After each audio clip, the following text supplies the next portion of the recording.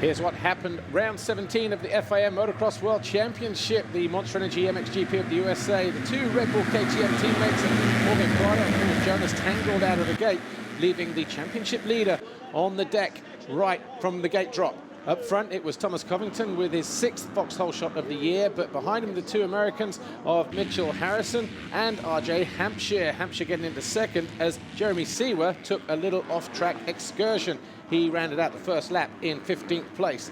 But 5 laps in, and Hampshire moved around the outside of Thomas Covington to take over the lead on his Geico Honda as Jeremy Seewer continued to make life difficult for himself in race 1. Hunter Lawrence got a good charge on in the second half of the race on his Suzuki World MX2 machine. He passed Mitchell Harrison to take over 3rd, whilst the two Red Bull KTMs were fighting over 10th. Jonas eventually coming home in 10th place. Within 2 laps from the finish line, RJ Hampshire threw away his Honda, but he did not throw away the lead, and he came home victorious in race 1 from Thomas Covington and Hunter Lawrence.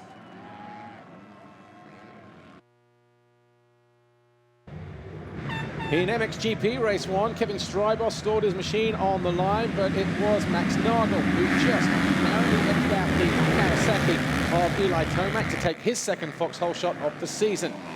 Justin Barsha was well placed in 3rd, but he would eventually come home in 13th as Kai Rowley and Hurlings started to charge their way through the field. Tomac was a runaway leader, though, in the first race, as the two Red Bull KTMs fighting not just for a podium position, but also the overall World Championship title were doing battle on their Red Bull KTMs. Hurlings eventually found his way past his teammate in the early stages to get himself into 4th. He then made a move on Nagel to go 3rd, and everything Hurlings did, Kai Rowley maxed. Even when he found his way past Tim Geiser, it wasn't long before Kai Rowley also found his way past the outgoing champion. That move was putting Hurlings into 2nd and Kai Rowley into 3rd. Biggest escape of the race, though, was when Gauthier Paulin ejected himself out of the race. He fell from 12th, eventually came home in 20th. But it was Eli Tomac who won race 1 from Hurlings and Kai Rowley. MX2, race 2. And once again, it was Thomas Covington with his 7th foxhole shot of the year. But this time, around the outside, the 31 of RJ Hampshire made no mistake. He was leading before they got to turn 2. Thomas Kjær Olsen was 4th, but to the inside of this corner, he threw away an opportunity to go with the front runners. He picked himself up in 13th and would only get back into 11th. The number 191 of Justin Cooper, he was in 5th place, but on lap 4, his bike expired. Meanwhile, Paul Jonas started to fade in the heat after a much better start. The youthful exuberance of number 96, Hunter Lawrence, carved his way past the championship leader, put himself into 3rd, and not long after that, his teammate Jeremy Seewer, who was having a much better ride in race 2, followed him through as well. Then the two Suzukis went after Thomas Covington. They both found their way past, so RJ Hampshire, a runaway leader. Hunter Lawrence, Jeremy Seewer, 2nd and 3rd. Thomas Covington then being pushed down to 4th as Seewer went through. There was only just about a second in it as the riders hit the Monster Energy finish line, but it was RJ Hampshire who went 1-1 here to become the 34th US winner of a US Grand Prix. Hunter Lawrence came home 2nd for a career-best race result that got him on the podium as well. 2nd overall, ahead of Thomas Covington on the Husqvarna. Championship now looks like this. Paul Jonas now 40 points clear of Jeremy Seewer. Thomas Kjær Olsen has now moved up to 3rd at the expense of the injured Benoit Paturel.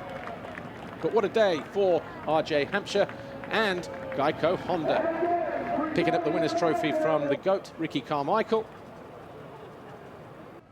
But the championship red plate still belongs in the hands of Paul Jonas. Next stop, the deep sand of the Netherlands at Assen.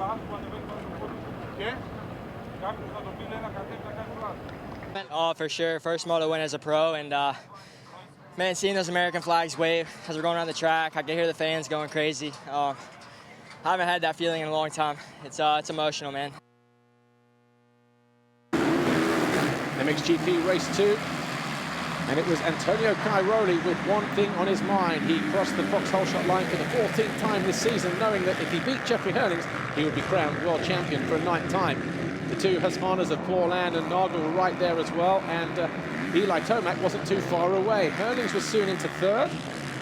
And it wasn't long before he found his way past the 21 of Paul Land and got himself into second. He then gave chase to his teammate. Eli Tomac was next to find his way past the Husqvarna rider, who was incredibly up on the line and running in race 2. Cairoli, though, made a mistake on lap 10, allowed Hurlings through into the lead, and you can see what it meant to the crew down there in pit lane, because that championship dream had just disappeared, would have to be put on ice for another week. A great ride through the field for Max Anstey on the 99. He got himself into 6th with a move on DeSalle in the closing stages of the race, but it was Jeffrey Hurlings on the Red Bull KTM who was victorious at Glen Helen in MX2 a year ago. He followed that up with a overall Grand Prix win here in Jacksonville, Florida. And the Red Bull KTM rider stood on the top step of the podium. He took out points from Tony Cairoli, who was only good enough for 3rd behind Eli Tomac.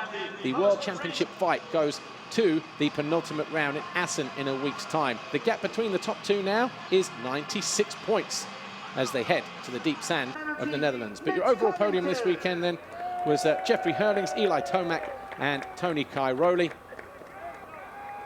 It was a memorable occasion here in Florida. Tony Cairoli now has one hand well and truly on that 9th world title. Champion!